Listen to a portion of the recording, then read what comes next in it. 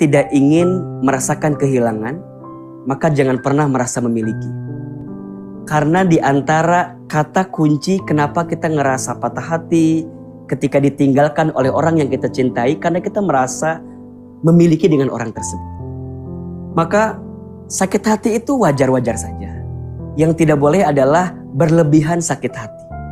Sampai memendam sakit hati, kemudian jengkel berlebihan, marah berlebihan, sampai kemudian dia lupa sama Allah Subhanahu wa Ta'ala.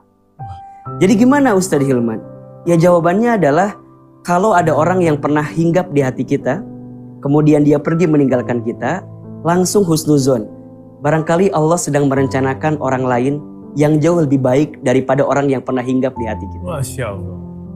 Mau sampai kapan kita memendam namanya, menyebutkan orangnya, sedangkan kita tidak pernah berada dengan dirinya dan dirinya pun pergi dari kehidupan kita.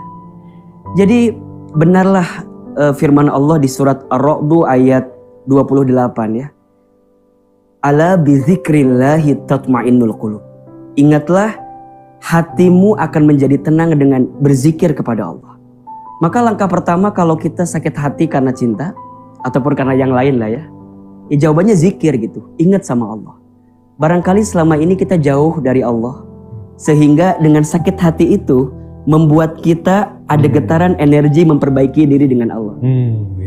Mungkin selama ini fokus kita sama si doi terus, ya dikit-dikit sama dia terus, malam dihabiskan untuk chattingan dengan dia terus. Kemudian Allah pisahkan sakit hati kita karena memang sengaja selama ini ada waktu yang seharusnya kita dengan Allah, tapi malah dengan orang yang belum haknya bagi kita. Jadi tidak usahlah kemudian kita stres berlebihan dengan orang yang pernah menyakiti kita. Percayalah, di depan itu sudah ada orang yang Allah rencanakan sebagai pengobat hati dalam kehidupan kita. Jangan terlalu sibuk bersandar kepada manusia. Karena manusia itu hakikatnya lemah. La haula wa la quwata illa billah. Tapi bersandarlah kepada Allah. Karena hanya Allah lah yang mampu menjadi sandaran terbaik dalam kehidupan kita.